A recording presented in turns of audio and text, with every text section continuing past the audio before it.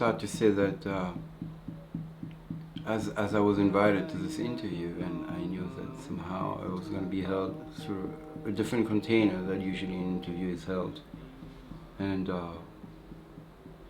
I thought about it.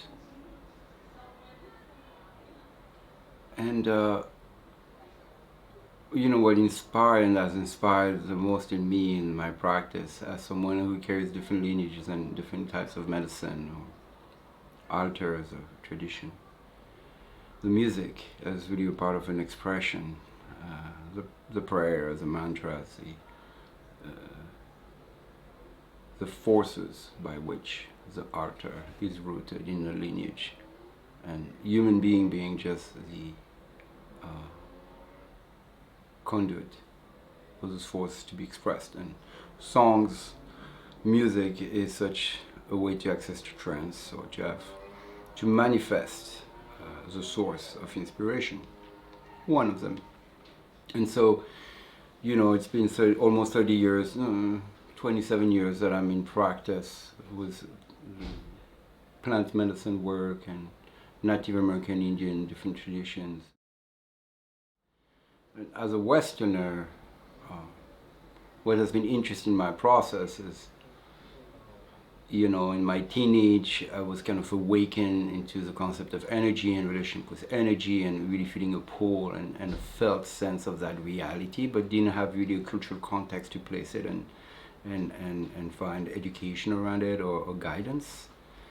And so also it tapped into a whole imaginary self, you know, and what is, you know, folklore and what was part of our maybe medieval kind of relationship to earth, where it seems that way back in the days there was a reality where our ancestors somehow had access to something energetical, animistic, related to nature.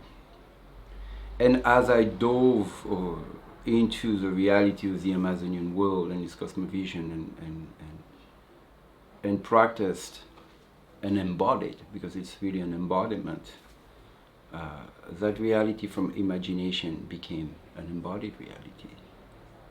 And so in a way I felt for the interviews that just express the medicine through songs, it's just part of one. You can't really separate it. You just become who you are, what you are. And so it was a way for me to introduce myself.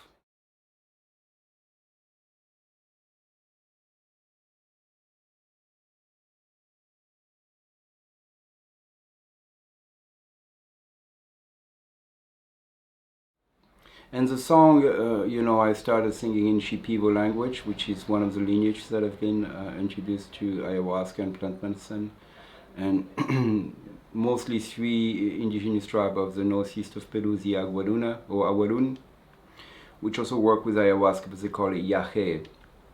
And they work with purgahuasca, which is much more purgative. And they work with bilkut, which is in the family of the floripondios or blue mancias, which is also a very strong psychedelic plant that you take just by yourself, and it's not mixed with anything else.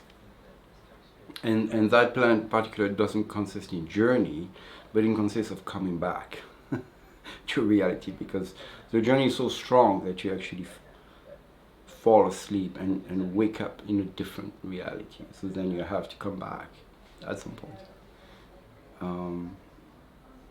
And the Shipibo Canibo are more in the central east, Ucayali River, and they're very well known today, I guess, more in the Western culture through their fabrics, their songs, and you know, they have a very beautiful way of singing.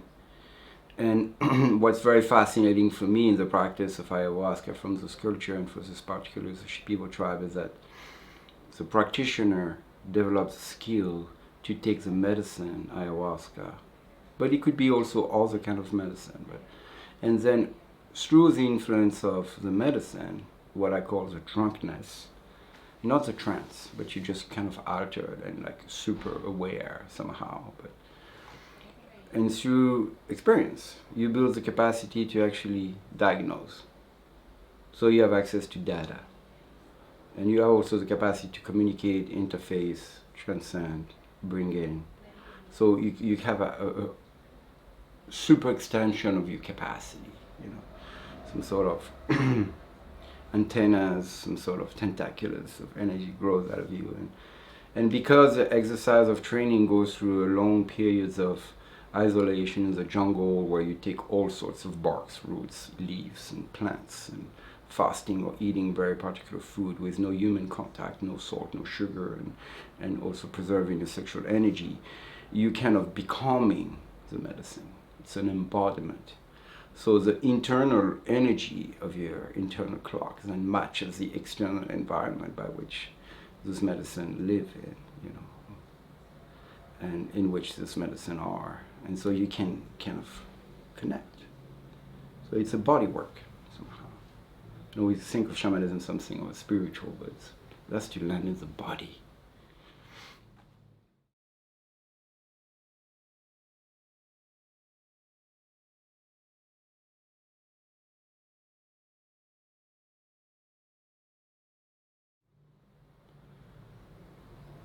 It really fascinates me that, you know, that you can, to say it in a poor kind of way, get high and then check something out. You know, see someone's cancer, see someone's liver, see someone's kind of picturing of not aura, but like what's in the scene, what's going on. Behaviors, addictive behaviors, anger behaviors, brings also some sort of repetitive energies that manifest in entities and things. The ayahuasca journey somehow reveals those entities and become alive in the field. And so the practitioners through exercises and concentration and songs and have access to influence the field of the patient, somehow, participant. So I wanted to just express in the song a little bit of that vibration of singing because it opens a connectivity to the invisible, you know. And sometimes it's a very pragmatic, simple way. We usually get out of the way. We tend to overthink things, you know, or we think we know.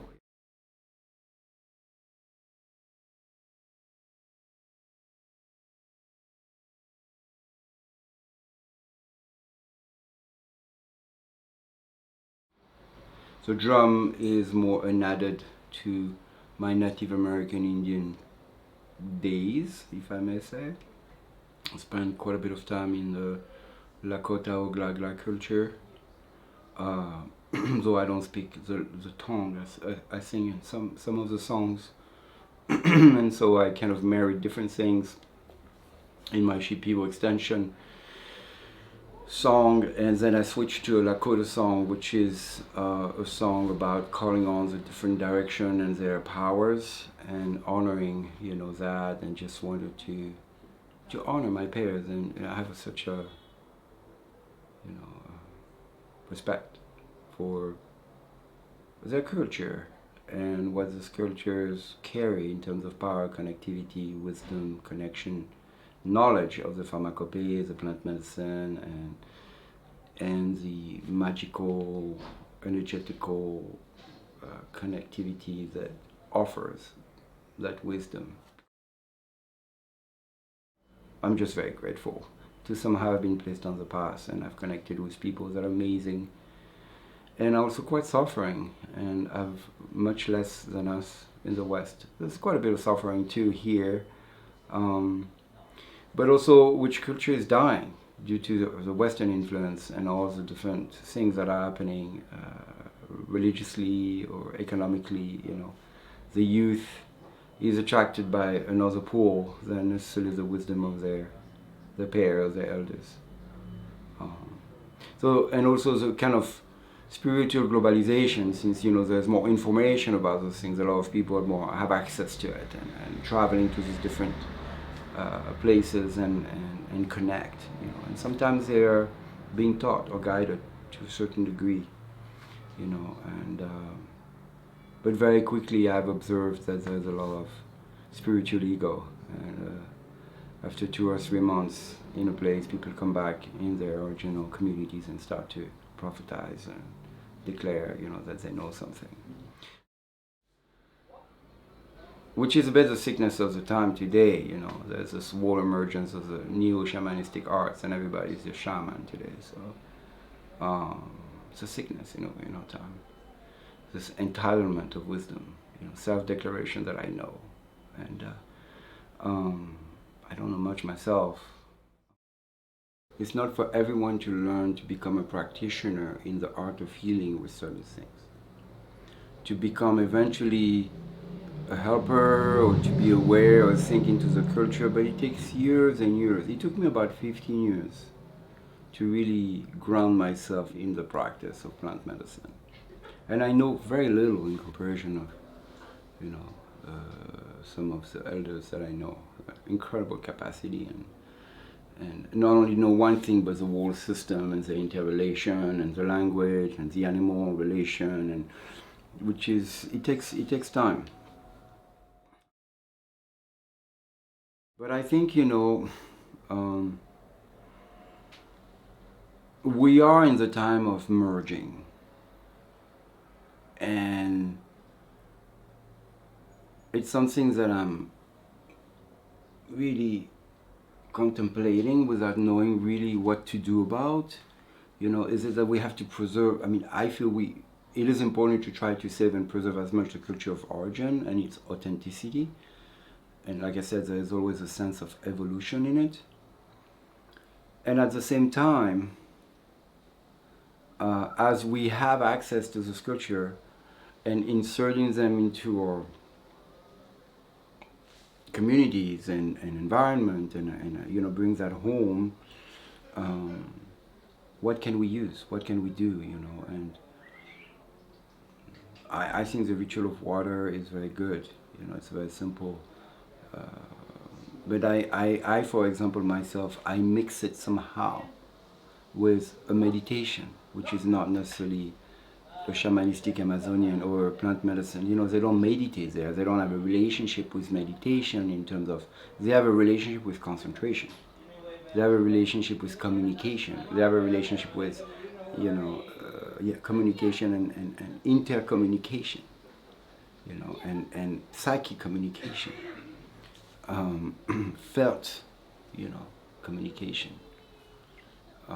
But meditation for us in the West would, I think, are very much rooted in the mind, allows kind of the noise to quiet down. So then the bandwidth can tune in something different. And from that place of quietness, when we engage in ritual from that place, then we can maybe sense what's happening around, what's here, and look into around from a more centered perspective.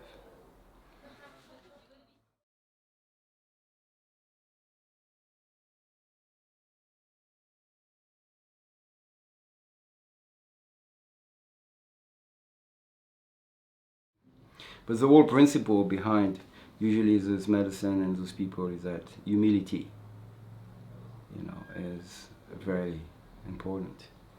And reciprocity. Usually you always make an offering, give something before you take, honoring life. Like I try to express in the song, we all come from water. And we're made of water. Our body is 70% of water. This planet is kind of 70% of water. And we all come from a female, our mothers. And that carry the water as a baby. And so we respect the feminine in the sense that woman has this incredible gift of life giving, and we have to support and protect that. Protects the water. But without water, there's no life, And of course, people would argue, without air, without sun, without this, without that. Yes, but in the water, evolution also has been scientifically proven that evolved and somehow took us to where we are today. And what's interesting also from like the standards of shamanistic arts or element, listen and have a memory and have a voice that can be heard. So ritual rooted in a lineage that has carried practice of centuries that know how to speak and address certain things. It's important to be curious about. It's important to just kind of pay attention. Maybe there's something here to learn, and somehow regain this universal connection to the sacred, which is a very simple thing. It's our environment, the trees, the water, and I'm not pretending here that suddenly we have to just levitate in front of trees 24/7, but just, engage slightly from a different angle here and there, to just say, I see you, and I honor you. I see water, and I sing to you to say thank you, And that sense of reciprocity and gratefulness is maybe the most beautiful thing we can take on and reclaim, and hopefully to make a better world together. So, very grateful for having just a little time to express that. Thank you.